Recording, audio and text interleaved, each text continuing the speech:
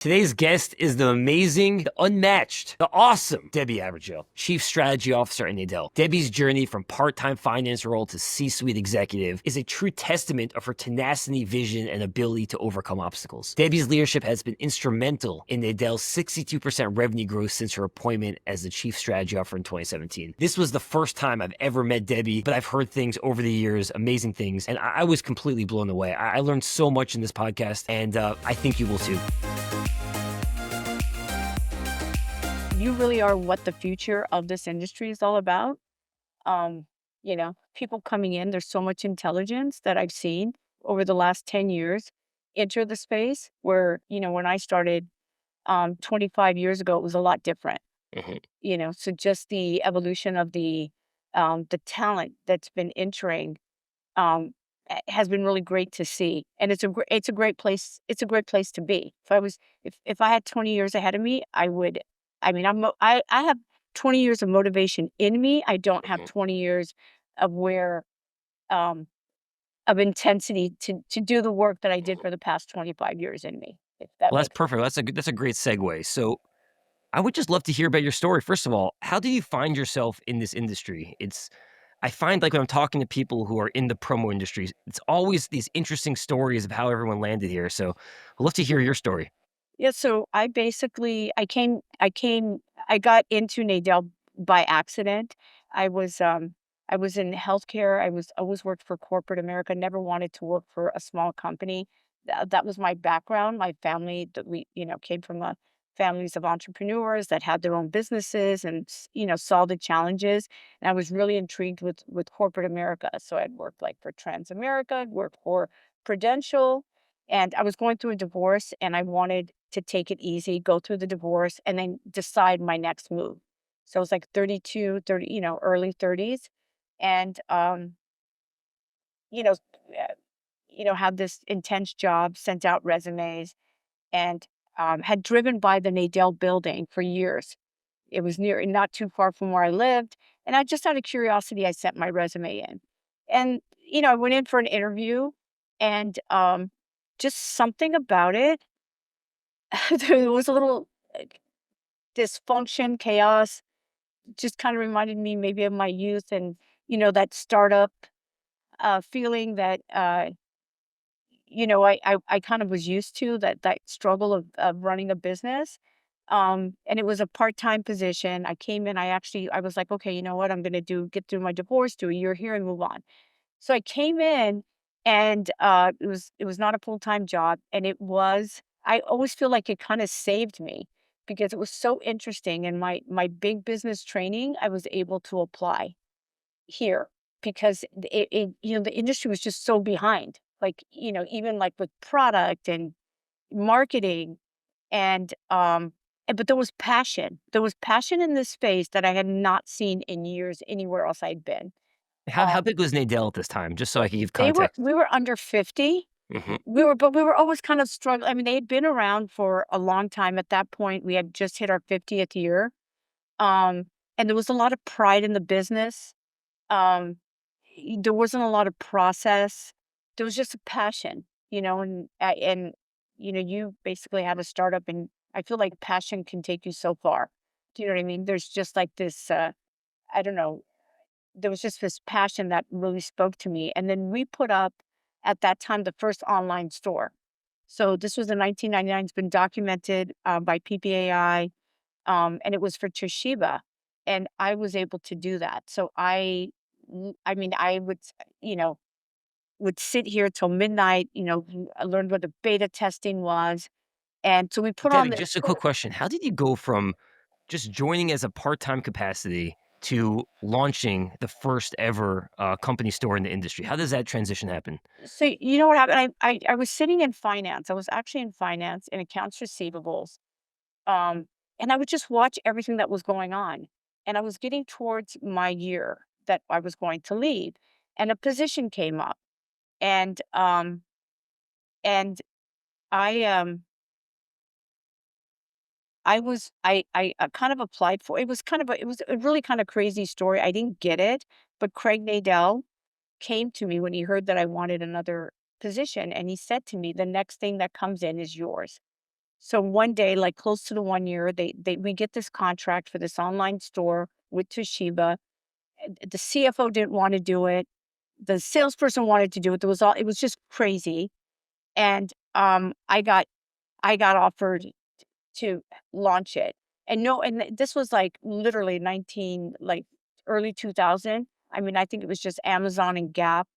I mean, there wasn't a lot of online business. And here was Nadel trying to launch a store where, people were still on dial up, right? So it was very ambitious. That store cost the company almost $150,000 to launch back then. It was a big investment.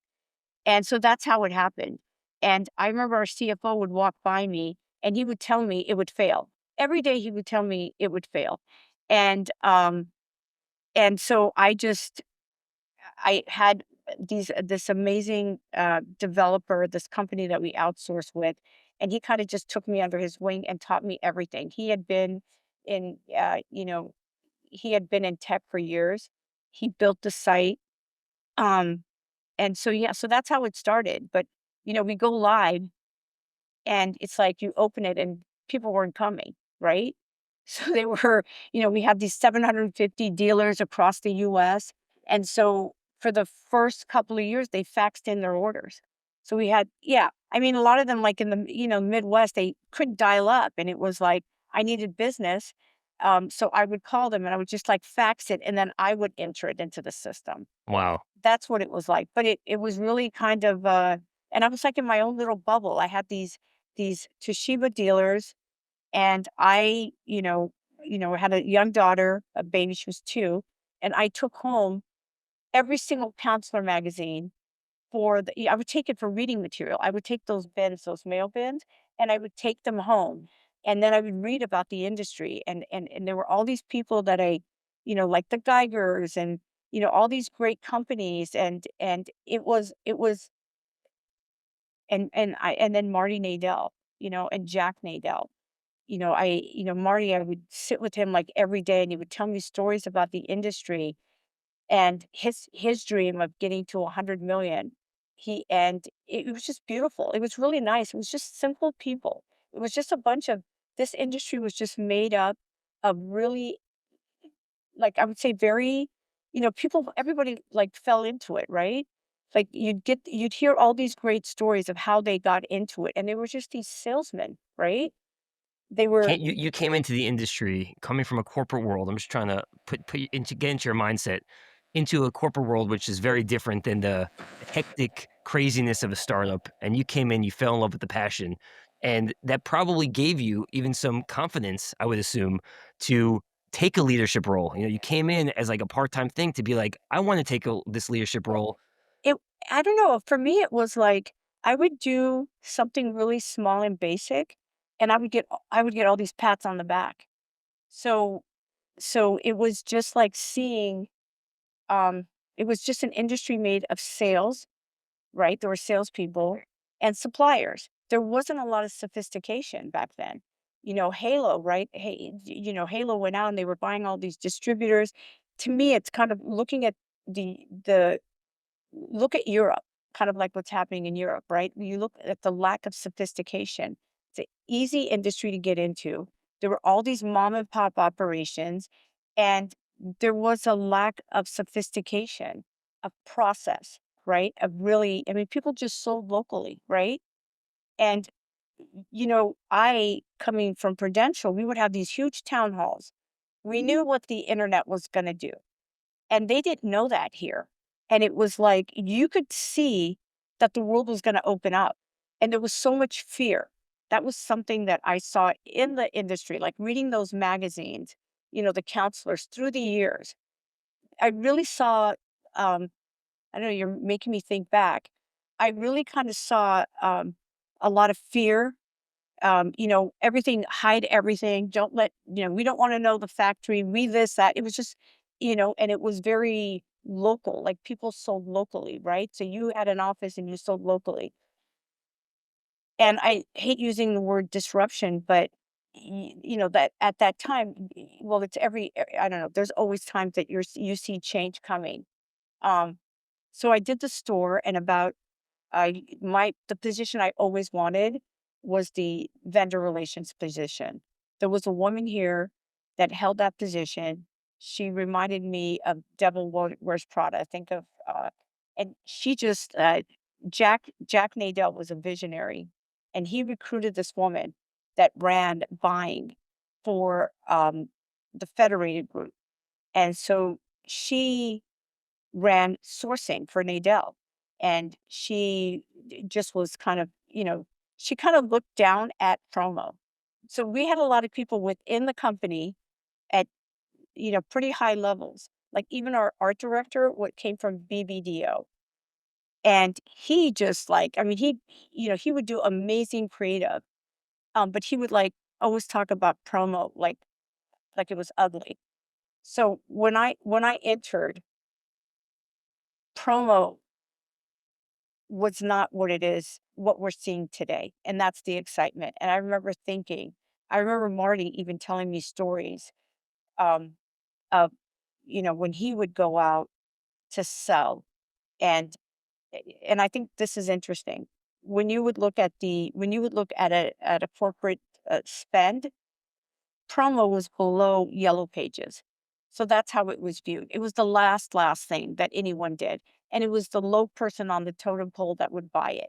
So you get an entry level person, they didn't really care. Branding was not a thing. It was just whatever. It was not really thought of. Um, and it's, and I'll give you something else. There's a guy that works here. His name is Laird Eichmeyer. He's like 85. He was the first $1 million salesperson in the industry in the 70s. And I said to him about 5 years ago, I'm like, that was so easy for you to do back then. And he was like, easy. He goes, we had to teach corporate how to use the merch. So just to paint the picture for you, it's not like our clients knew how to market with merch, you know? So it was all these pieces that came together in my head that I was like, there's this medium that that we can take advantage of.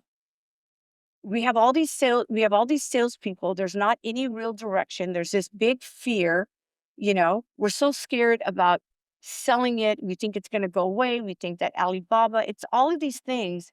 And I'm a big person that doesn't sorry, I'm a big believer in not having fear. Like I feel that fear cripples you.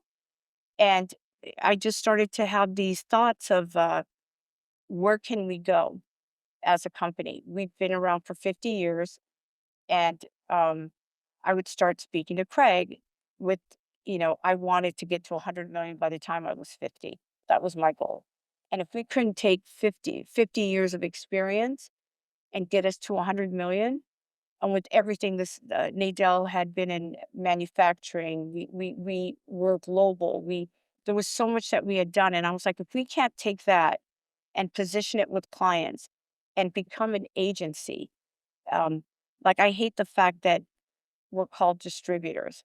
Like that drove me crazy, and it's something I bring up to ASI and PPAI because we're not distributors, we're marketers. You know, we don't distribute product. Like you go into a retail show and you say distributor, they think you're going to buy product. You know what a distributor is, right? Yes. So there's a lot of work still to be done within the industry, but within Nadel, I felt like I had, a company that'd been around. um, I didn't have the finances to go start my own company with what I would want to do. And then Craig Nadel, my boss, he's just always been so supportive. We have different strengths.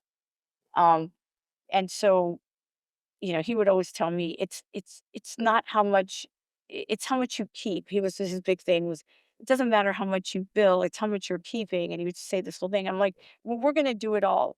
And so we started this path of really kind of changing the image of Nadel. Mhm. And then we hit we hit the 100 million. And I feel I feel like Nadel today is probably the biggest agency in the space. Mhm. I think there's what I consider like a commodity house, like a poor imprint. Mhm. There's people that, and there's a big audience for them as well. There's so much out there for the commodity houses, right? That, you've got a lot of companies that just want a pen with their branding. They don't want the full breadth of our services, and that's fine. We don't want that business, Mhm. for the most part. Yeah, we do like the easy orders as well, but that's the area that I'm really passionate about, that I would love to see, that I feel is growing, and I feel like there's a I don't know, there's so much more to be developed in how we help. One of my biggest pet peeves is, again, when I started for 10, 15 years, the big agencies used to look down their nose at us. They would never touch promo. They never Now they all touch it. They're all a part of it. It's like a top 5, and we as an industry, um, we don't like, we know how to brand with merchandise. We know, the biggest impacts. And I we don't we still as an in we I do see some people with the confidence, but I don't see enough. In your process, Debbie, so it sounds like what you really want to be, what Nadel is and what it specializes in, is being this agency, this like creative partner where you could go to companies and it's not just, hey, print a t-shirt. It's what is your event? How do we help you with your event? How do we craft the perfect story with promo? Is that the typical process? Like a company comes to you, do they have the idea or are you guys also We coming up with ideas for we them as work well? together. I mean, we work together with, okay, what is your brand story? Who are you? Who are you as a brand? What do you want people to know about your brand? And that's all touches, right? So it's whether it's your facility, right? What does your building look like? How do you set up your space, right? So what are the items you're gifting to people? What do you want them to know? How do you want them to connect? It's like, it doesn't mean, like I always say, like, when I'm speaking to a client, I'm like, okay, here's a typical mug, right? We have a huge imprint area, right? And do we just say maximize imprint 50%? We kind of really lay it out, and we take, like, this is like our tagline, with our brand. And people underestimate, if you're a company and you have your events team, right? Those people are event specialists. They put on events, but then you're also asking them to order the merch, and they need somebody like Nadel. So we landed this huge contract last year, global, and we're working with the CMO and the chief creative global. And I really connected with them because, we're on the same page globally, because they're expecting us, and they said, we're expecting you're our agency, to lead with all of these thousands of employees that are going to either be interacting with the merch. So they've been spending a lot of time with us, telling us who they are, visually what it looks like. And we're seeing more of that. And that's what excites me, is the level of people that are involved in the merge. The CEO of Discovery, David Zasloff, he, he's involved. He's involved in the merch selection. I mean, we're seeing people at very high levels that are interacting with it, and saying, hey, we don't ever want to see this. We don't want T-shirts. I mean, we actually have a client that says we do not want our employees in T-shirts. So, making, and telling that story through the merge, right? And it's impactful. And whether it's a new hire kit, that person that receives it, how they feel, the connection with the company. I can't tell you how powerful that is. Someone, before they start, they're getting, you're talking about a 20, 22, 23-year old, doesn't have a lot of, they haven't started working yet. They get they're, just because I have a guy here, um, who was a computer science major, and he got so excited over being gifted an Awala bottle.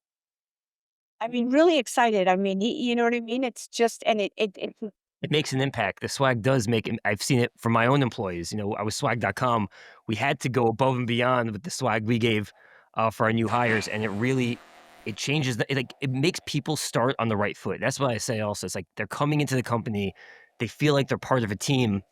It's like this cohesive thing that swag really does. And I could just imagine, I'm just putting myself in your shoes for a little bit. You joined when swag was at the bottom of the totem pole, right? It was below the yellow pages. And now you're talking to a CEO of multi-billion-dollar companies who are actually deciding and care enough to decide what swag their team gets. That's probably a it's pretty powerful, and like it's amazing how the transition of swag has taken, or promo has taken, in the last Well, 20, I mean, 30 you also years. think about like, look at what happened with COVID, right? COVID, I feel swag saved the world. That's the way I'm gonna see it because you couldn't do events, right? It was a lot of people's best years. We were doing so much merch. We were doing so many kits. And what happened is all of these CFOs started to see these. I mean, that's why the last couple of years we've been going through so many market analysis. There's so many eyes on it. We had clients that saw some of the merch that went out and were like, couldn't believe that their company was sending out that merch. So we started seeing a tightening up. We started to see a lot more like RFPs, creative challenges, not as many market baskets as we had in the past. And um, for me, that was always my dream. I wanted the legitimacy. I wanted to be able, when I started, I would hear people say, well, what do you do? And I would hear like our top salespeople with friends and people's reaction. Oh, is that it? Like they would look, it wasn't like a really, I, I- you know, it, people kind of like look down their nose at it. Right. And you kind of see the switch. You see all this like young talent. There's so much intelligence, like I said, in the space. And the people wanting to get in the space. I get so many resumes or people that know me that their kids are graduating um, but I think it's also important if you look at Nadel, it's the way we've positioned ourselves. I mean, I think this was over 10 years in the making. If you come into our headquarters, it's the full package, and, that I don't know if other people in the industry are listening, but it's up to us to elevate it, to not be so commodity driven. Our headquarters, which we've won awards for, it was very intentional, the design. I gave the salespeople smaller spaces because I didn't want to see an office full of merch, because that's not, mentally, I have to take them out of that space, right? I have to get them into being a, they have to be solution oriented. It's not like seeing 20 mugs that are going to, that's going to show, okay, that mug is going to solve that issue. You know what I mean? So if you're ever in LA and you want to come by our headquarters, send you images. It's our first rebrand, and I'll tell you this because that was pretty major. So about 13 years ago, we did a rebrand. And at that time, my thought was like, okay, we needed to be a little bit louder. We needed people to know who we were, kind of show that we were changing. And that brand, it was kind of blue and orange. And it was more to get attention and tell our story. When we did this brand, I wanted to show confidence. So we got rid of the Jack. We went with Nadel. Everything in it is very calm. And when we bought this property in Culver City. And when you walk in, it's like a spa, because I want clients to walk in and feel like we've got them, that we are, we're not like, I think of like SpongeBob. I feel like our old brand was like SpongeBob, like, hey, and this brand is very confident.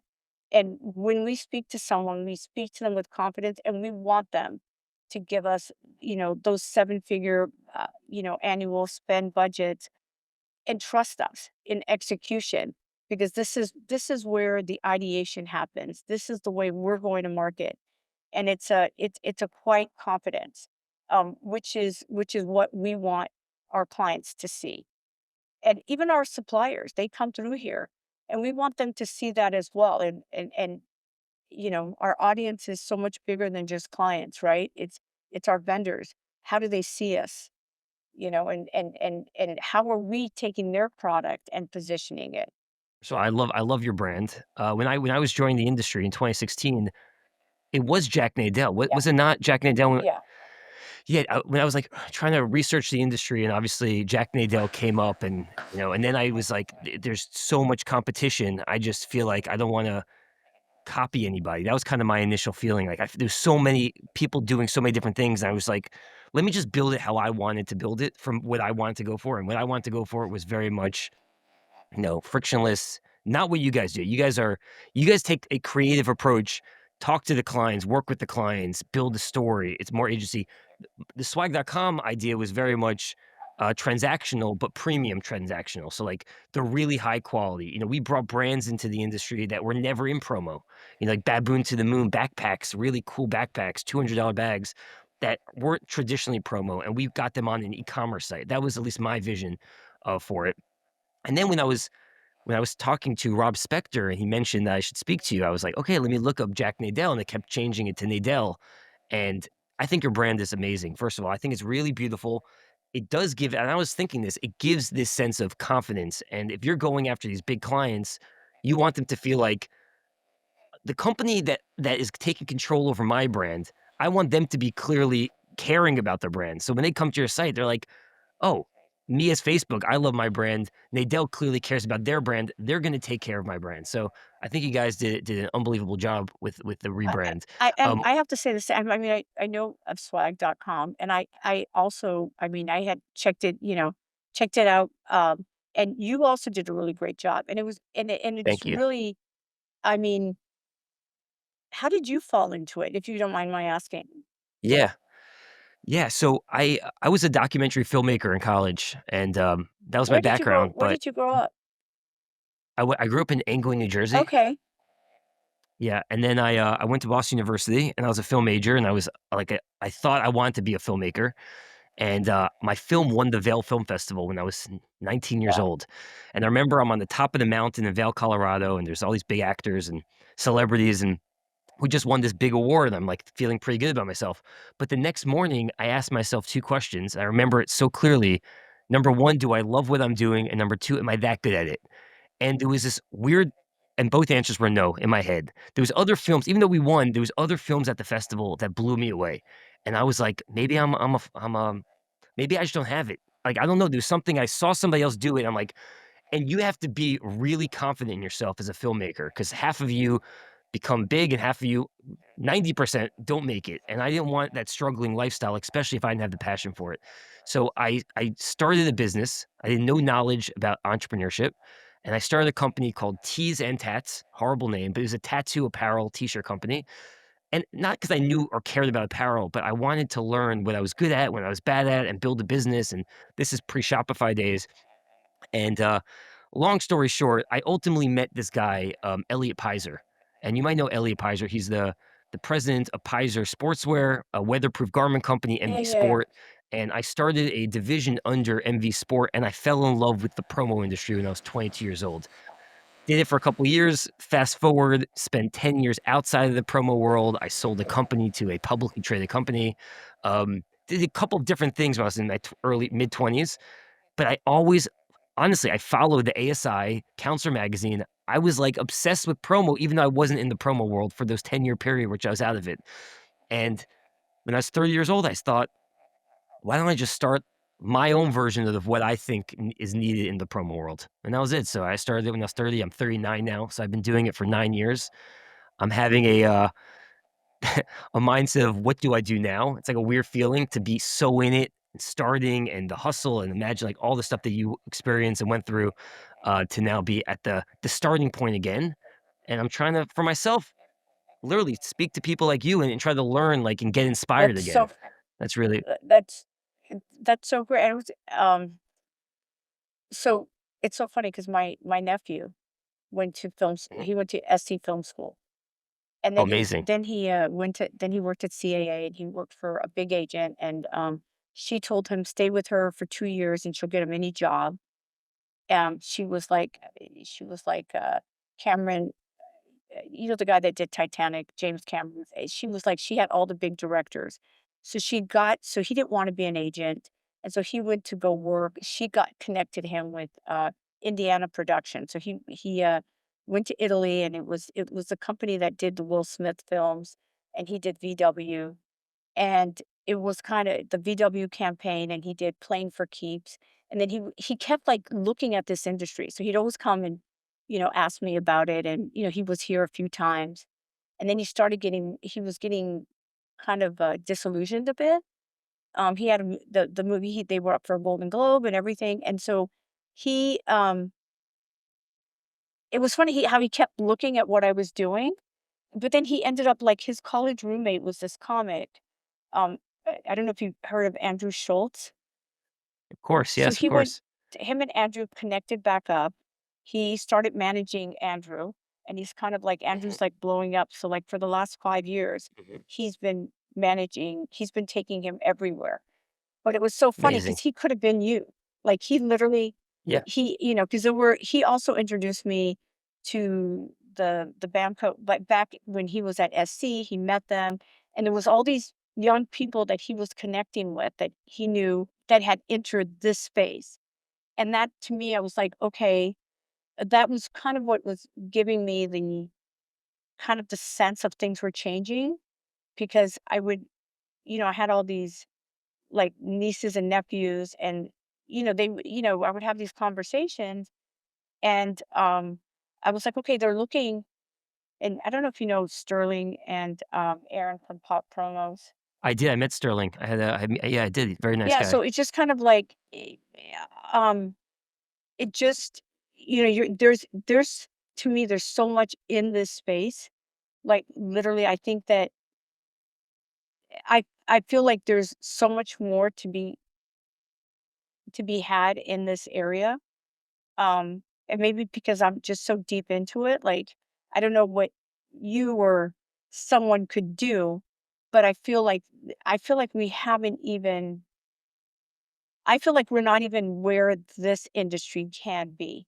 Do you know what I mean? I feel like I totally agree. I have a personally, I have, like, a year and a half non-compete left, so I'm not able to do much, at this point, but, yeah, I feel like we're at the precipice of the future. It feels like, where you came in the industry to where it is now, it probably feels amazing and different and change the whole seismic shift, and I honestly feel from where we are now to where it's gonna be, it's there's so much room to grow. it's everything that was at retail, but I mean, retail is going the other way, and it's just these budgets and creating, for companies to be able to create it reminds me of back in the old days when there were these like employee towns like Standard Oil, right? So it's kind of like building that with corporate, and corporate has the budget. It's like I've also brought a lot of people into the space, like Patagonia. Years ago, I went and I consulted with them, and there's still, like, you probably know, uh, Nadam. Do you know Mhm. Nadam? Yep. You should Yep. connect with him, with the founder. He is probably maybe 5 years older than you. We had him at our annual meeting last year. Like, I can connect you to him, but that guy, and how he started that company, he came and spoke at our annual meeting, but, he's also from, I think he's from that part of the country. Northeast. Yeah, Mhm. you would enjoy speaking to him, but he just also I would love to meet him. I'm really I would love to meet all these people. yeah, if, I don't know if you know Sharon that, had ETS?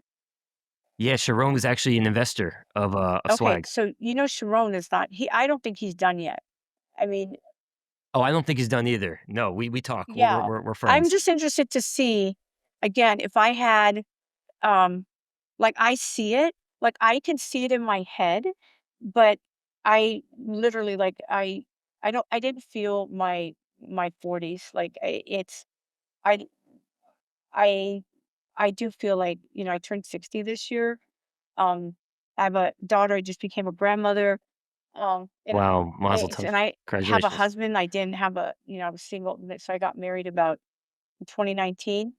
And I was speaking to someone earlier today actually, and I said, I don't think I could have done I couldn't have accomplished what I did if I had a child, a husband, and a job. It would have been like the child, the job, the husband, the Mhm. job. So it's just like like just the way I just go all in. Do you know what I mean? I just go all in and I Hmm. become consumed, and I can't do that to like, you know, like going forward. But I think like globally, like I think just even the movement of global merchandise and the markets like India getting that into it, and you know, Americans, we created this industry. We are like the gift with purchase. The rest of the world is waking up to it, and there's so much opportunity. There's so much there's I mean, even the parks and souvenirs, we could be in that space. It's all about creating, right? There's just so much outside of corporate that you could be doing. Um, there's I don't know if you do you know a company called 12 NYC? You Nope. should check. I'm gonna write Yeah, them down though. they're in, Dumbo, and, they have been an inspiration to in that they were actually one of the first, um, that I would look at, and I would say, "Okay, they see the future." And there's these 2 guys in Boulder, Anthem Branding. Mhm. Well, I know Anthem So Railing. Yep. Pete, um, just, they were very it was funny because I knew he would come to this side. They were very creative, and they would do a lot of the creative and then touch and merch, and then I saw it switch because there isn't money in there isn't the dollars in the creative that there is in the merch.